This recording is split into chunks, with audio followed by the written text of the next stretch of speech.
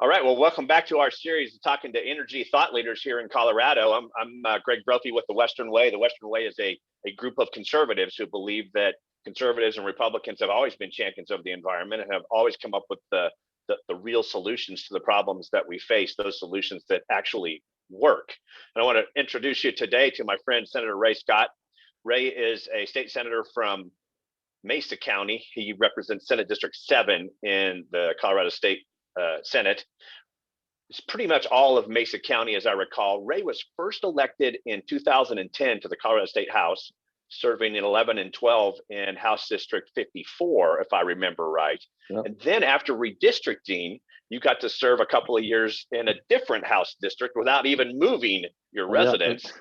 And we're facing that redistricting challenge coming up here again, but I guess it won't affect you just like it didn't affect me back in after the 2012 one. So Ray has served now he's in his 11th session, one more before he is termed out of the Colorado State Senate. So he's been there a long time and has seen a lot of things. Thanks for taking some time to talk with us today, Ray. No, sure. I'm glad thanks for having me. I appreciate it.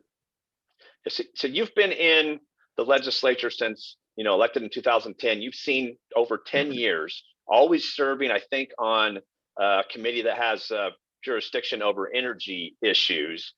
What are the major changes that you've seen in the past decade with the direction that Colorado is moving on energy policy? Greg, and thanks for that, because that's right. It's unusual for one of us to serve that long on one committee. I don't know exactly how it happened, but as Minority Leader Holbert told me one day, he said, "We're just afraid of you, so we just let you go wherever you want to go." So it's worked out to my benefits because I enjoy it. Well, to your question, absolutely, in my opinion, the wrong way.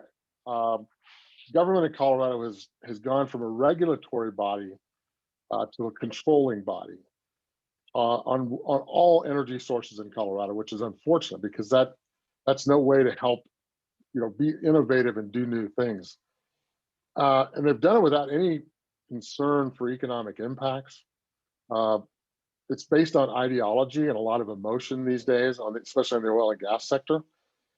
And that's unfortunate because what we've done is we're pushing an industry away, which has been well reported is about $31 billion a year in income for the state of Colorado, or about $250,000 jobs.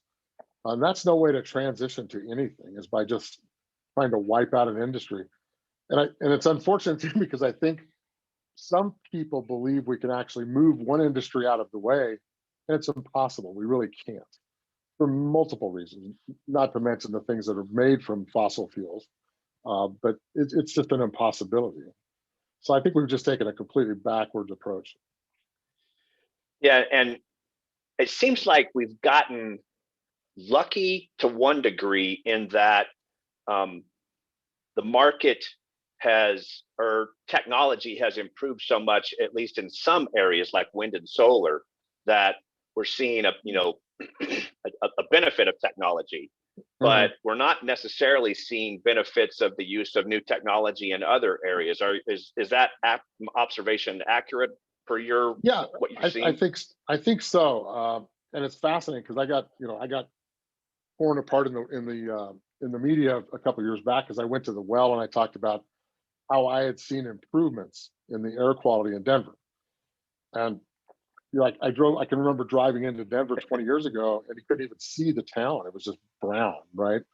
And so my point is that we've done a lot of good things to help clean up the environment and clean up the climate. And we don't get credit for any of that because that was happening well before one party or the other was in charge. So we've been working on this for a long time. It's been Republicans and Democrats both. And to try to say that we don't care about those things is just a false narrative.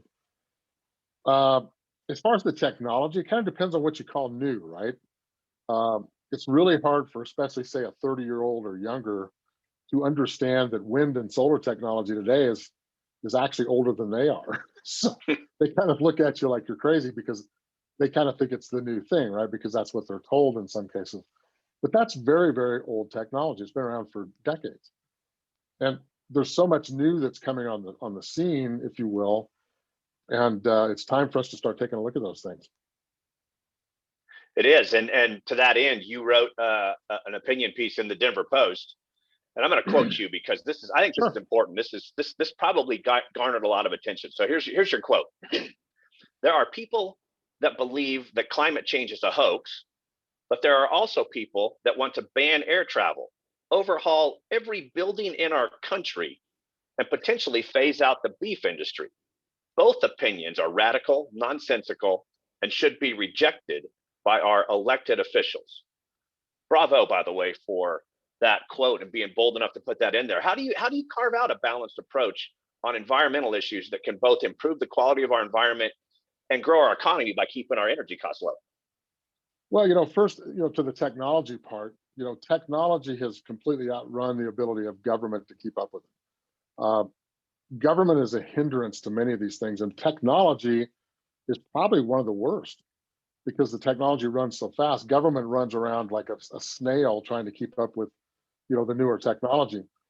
So government put in place all these subsidies for basically wind and solar decades ago now, and now that's considered old technology.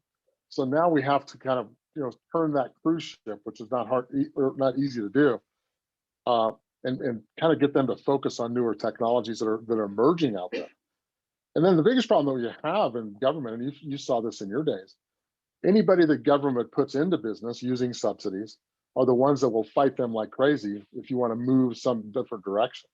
And so we see that a lot here in Colorado with our utilities and manufacturing, and people have gotten these huge subsidies to do what they did over the last 2 decades. And now we need to move a little different direction, and they don't want us to, obviously, because that's their business model. So it's one of those things that's very difficult to get a change in direction in government. It'd be my preference to get government out of the way and let the free markets figure it out. But that we're in a different state than we used to be. That we are.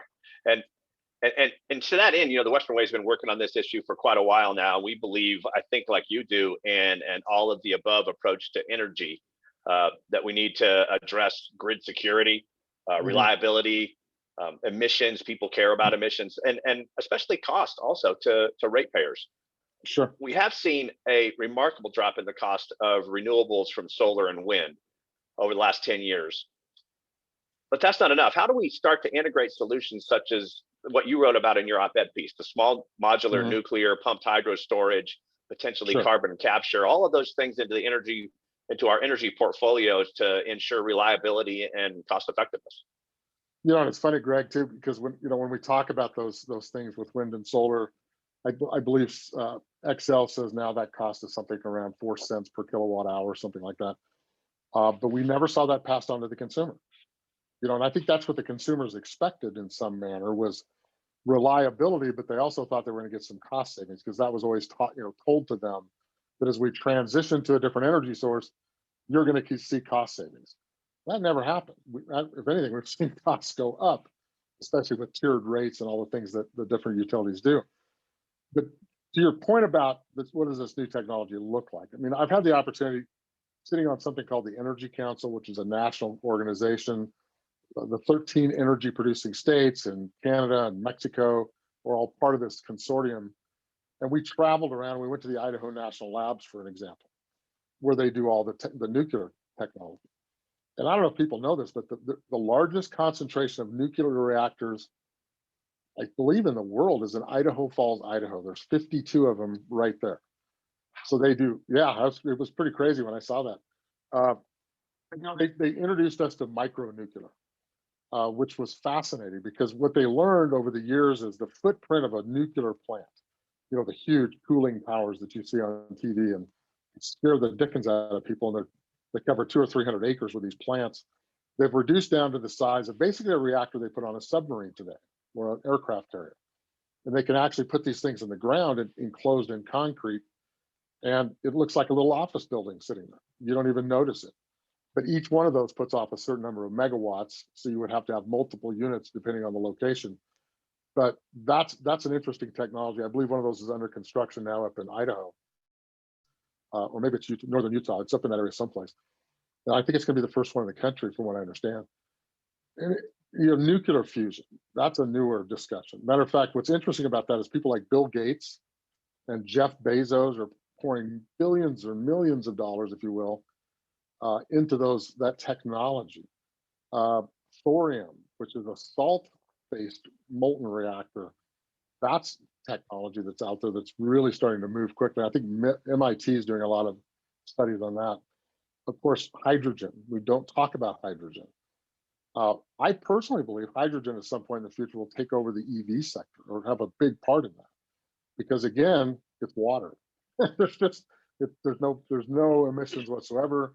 There's no waste from some massive battery under a vehicle. But because they don't get the subsidies that do EVs, for an example, we don't talk about those things. And of course, hydro. We all know about hydro. And I recall on a water tour we took that most of the dams, or quite a few of the dams, I guess I should say, in Colorado are already pre-fitted with the piping for hydro. They did that when they built the dams, but we've never utilized it. So, all those things kind of play into that. And I think we just have to have deeper and smarter discussions. We have to stop being intellectually lazy and start saying, we need to look at these technologies because this isn't about us anymore. This is about grandkids and their kids and the future that we don't even know what's going to be out there. Yeah, so let's drill down a little bit further on that then. I mean, we've seen the benefits to Eastern Colorado, and the Western Way has done a couple of economic studies to quantify the benefits of renewable development out there. What can we do in Western Colorado, and can we integrate either of those? Can we integrate the pumped hydro that you're talking about? What do you think is the best fit for the western slope of Colorado? Well, and that's interesting you brought that up because, I always look at the Eastern Plains, which I love. But there's, these scattered wind and solar plants are all over the place out there. And to me, they're not very attractive. Maybe somebody likes the look of them, but I don't much care for them. But as you come west of the Continental Divide, we're 76% public lands, federal lands. Well, as you know, you can't put wind and solar on federal lands.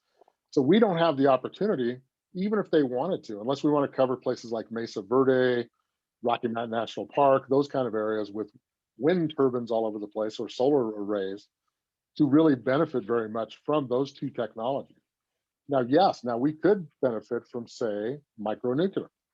If they could do that for the city of Grand Junction, if one of those would actually cover the entire area, that would be an amazing thing. Or hydro, to your point, we've got Blue Mesa, huge dam up there, which I believe has some hydro on it.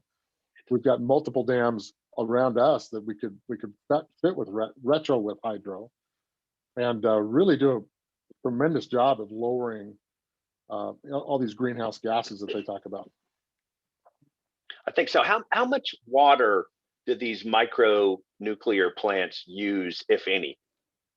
Mine, as I recall, was a very small amount. And the big advantage to these micro nuclear plants was if in fact there was an incident, because that's what everybody worries about is safety, as they should. They had an amazing way of just sealing these things off. Because they're buried underground, if something were to go wrong, as they showed us, they just simply slide over this massive concrete lead top, if you will, and just seal that entire unit, and it's over. It never gets reopened. It's just done. But yeah, they were even working on some wind and air ideas on how to cool the reactors as well. So it's a fascinating technology that's really out there. It's been there for quite a while.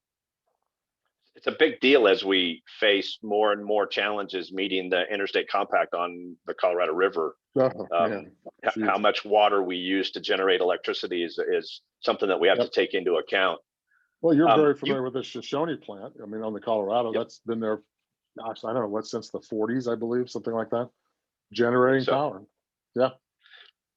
And that's a great hydro facility. You asked for an interim committee to study opportunities to deploy nuclear and hydropower in Colorado. That's a great step, and I think it shows that your caucus is stepping up to the plate with ideas. Any other thoughts about what conservatives can do to be proactive problem solvers in this space? Well, the first part first. Some people don't recall, but in 2018 we actually had a select committee on energy. And we brought in people from the national lab up in Idaho. We had NREL come in and talk to us. We had experts basically from all over the world come and talk to us about both nuclear, hydro, what's going on with wind and solar, electric vehicles, but when we went through all this technology. The sad part about those hearings, because we made it a standing committee. So it was a 4-4 committee, as I recall, 4 Republicans, 4 Democrats. And it was not for passing a law, it was for gathering information. The other party never showed up. They refused to come to the meetings. So all we had was Republicans sitting in there listening to this unbelievably great information, but they absolutely had no interest in having that discussion. And that was sad. That was very sad, because that was a beginning of an opportunity. We could have some really good discussions. So yeah, as far as trying to get an interim committee, I hope we can do something similar with an interim committee. We don't have to have bills. We don't have to have legislation come out of those committees, but we can, that's an opportunity for 100 legislators to get lots of information spread out amongst our caucuses about new technology and what's coming in the future, and really open up that discussion, and hopefully get the general public to pay attention and watch what we're doing and get their input as well, what their thoughts are. So hopefully, the ruling party in Colorado, or the Democrats as they're known, will actually come to the table and say, yeah, it's a good idea. We need to have those discussions. Because right now, all we're talking about is just the ones that are getting subsidized. We're not talking about other avenues that we could go. Right, and I think it's a great call, because what we saw here in February was the necessity to make sure that we have grid security and reliability also being discussed, in addition to all of the other concerns that we have about emissions and cost, et cetera, et cetera. Oh, absolutely. I totally agree. And that's what's fascinating is we just had a hearing on another bill, and XL Energy was there. And I had an opportunity to question them, because some people were asking me right away, what, oh my gosh, we're going to have a blizzard. What's going to happen? Are we going to lose power? And my answer is always no. And I asked XL about that. I said, how did you prepare? Why is it that Colorado doesn't have a Texas problem? Kind of explain that to us. And the answer was diversity and energy. As you know, we're probably about 49% coal today. We have natural gas power plants. We have wind and solar. We have a nice mix of energy. We need to add more to that portfolio in the future, but that's a nice mix. And they said that's how you avoid those things, is you have to have that nice mix. And then, of course, as you said, a good grid system set up that works. So it was impressive to hear that. Excellent. Well, Senator Scott, thank you for joining us today. Any final thoughts? Anything you need to say to wrap this thing up, or not? Well, I'll tell you what I think. Because you had asked a little bit earlier about what can Republicans do, and I think what we can do is we need to start the discussion. Don't let people speak for us, and that's what's been happening in a lot of these discussions about energy. We need to just open up and have those discussions, because it's not that hard. There's a discussion to be had, and get out in front of the issue before somebody else does it for you. And that's what's been happening to us, is we've let the other party take over that discussion when we've actually done amazing work and done tremendous things in Colorado to help clean up our air, to help clean up our water. And it's always been this weird mix of Republicans don't care. That's just nonsense, because we have families. We want clean water. We want clean air. We want everything everybody else wants. All the citizens of Colorado want that. But we need to get out and start having a discussion. And this is a good opportunity to start doing that. Right on. Well, thank you very much for being with us today. You're very welcome. And thank you so much for your time too.